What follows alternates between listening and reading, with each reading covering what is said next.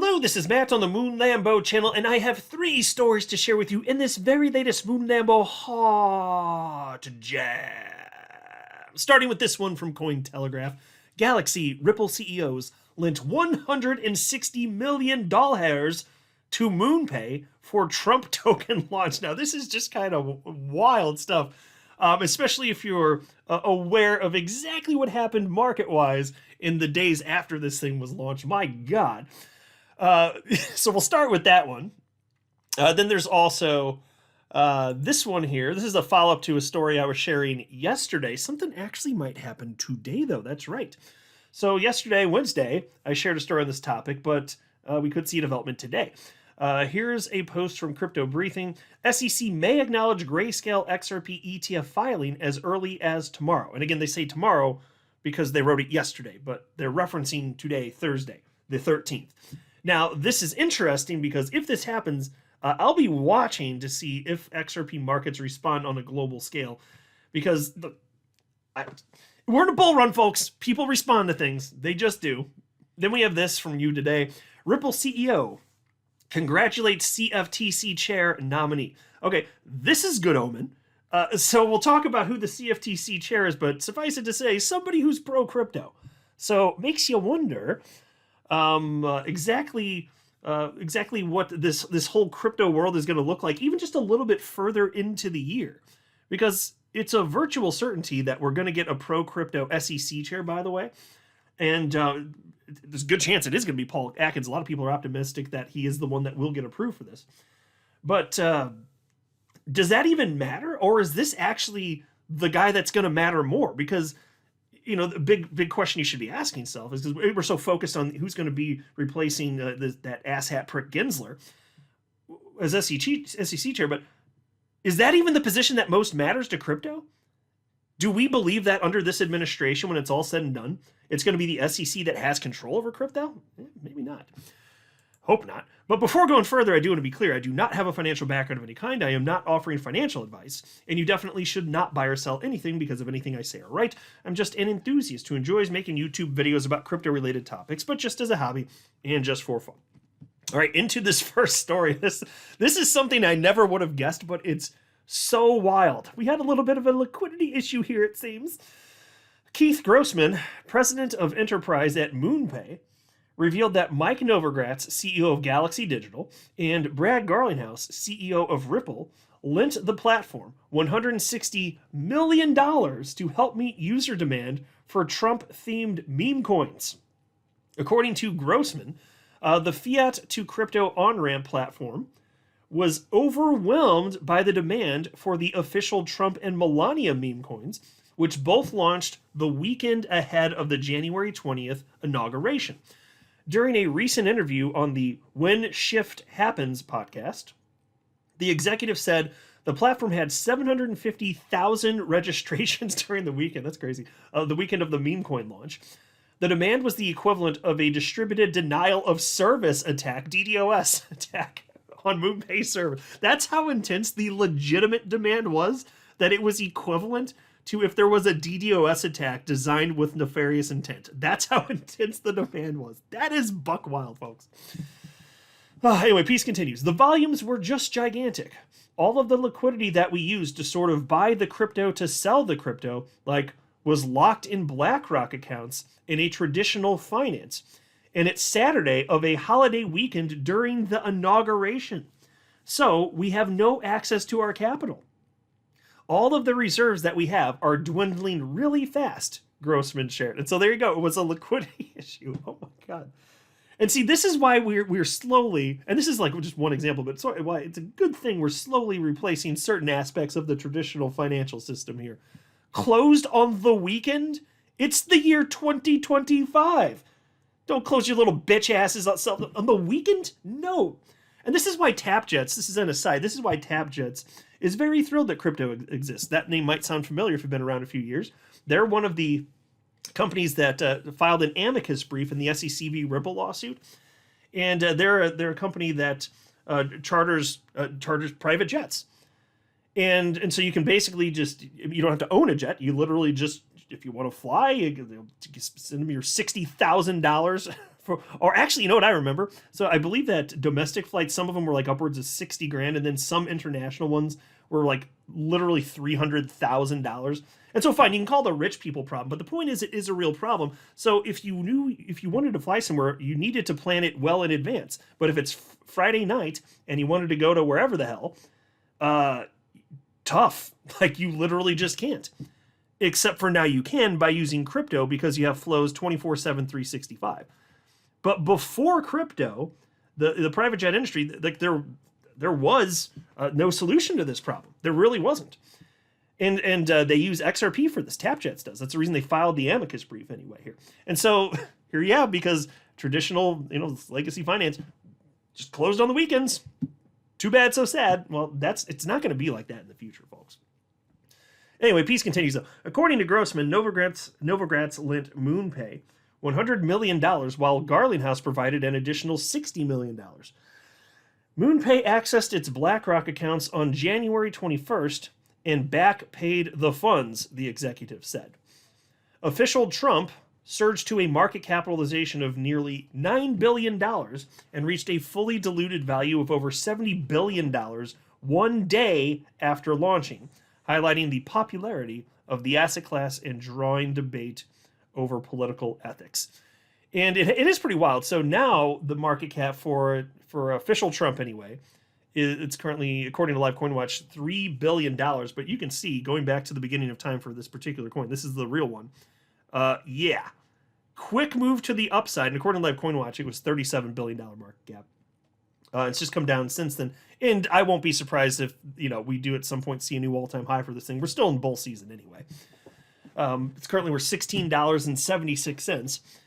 But do you know how wild this thing has gotten here? Like, this one's a little bit fishy to me. I wanted to briefly mention this since we're talking about the Trump coin anyway. And so this is a headline from January 21st. This lucky crypto trader made over $100 million on Trump's meme coin. So I'm going to briefly mention this because it's a wild story. When Donald Trump launched his own meme coin on Friday, a lot of people made a lot of money very quickly. But there's at least one trader who bet and won a substantial amount of money much more quickly than most. On Friday, 4 hours before Trump made the shocking announcement that he had launched Trump, his own Solana meme coin, an anonymous user filled a brand spanking new crypto wallet with over $1 million worth of Solana and then sat waiting. Within 30 seconds of the Trump's meme coin announcement on Truth Social Friday evening, the wallet emptied its entire $1 million clip by purchasing over 5.9 million Trump tokens. And within hours, those tokens were worth over $116 million. That's right. Turned $1 million into $116 million. Now, is that just somebody who was lucky? That looks fishy. That's a bit too perfect there. That's a little bit peculiar, just saying here. So check this out. The trader then split their massive stash of Trump tokens into 10 different Solana wallets and began selling off huge portions of it the next day, according to analysis by the on-chain research firm Bubble Maps. By Monday morning, the trader had sold $85 million worth of Trump and was still sitting on another $75 million, according to Bubble Maps. At the moment, blockchain data shows that the wallets combined only hold $18 million worth of the meme coin, with the trader presumably having sold off most of the stash. Yeah, so they acted very quickly. That timing is just peculiar here. But so maybe somebody knew something there, but either way, crazy amount of demand flowing in. I wouldn't have guessed that there was an interesting story like that, but there we are. Anyway, here's the next one, crypto briefing. SEC may acknowledge Grayscale XRP ETF filing as early as tomorrow. And I'll be brief on this one. I shared the vast majority of my thoughts and specifics in a video yesterday, but since something could happen today, I feel like I'd be remiss if I didn't touch on this. The U.S. SEC may acknowledge Grayscale and NYSE Arca's spot XRP ETF filing as early as Thursday, according to Fox Business journalist Eleanor Terrett. The move is highly anticipated as it would provide insight into how the SEC currently views XRP, a crypto asset that has been at the center of a long-standing legal battle between Ripple and the SEC over its classification. On behalf of Grayscale, NYSE Arca last month submitted a 19B-4 form to the SEC seeking rule change approval to list and trade shares of Grayscale's XRP ETF. The SEC usually has around 15 days to accept an application for review. The filing came just a few months after the asset manager launched its XRP Trust product.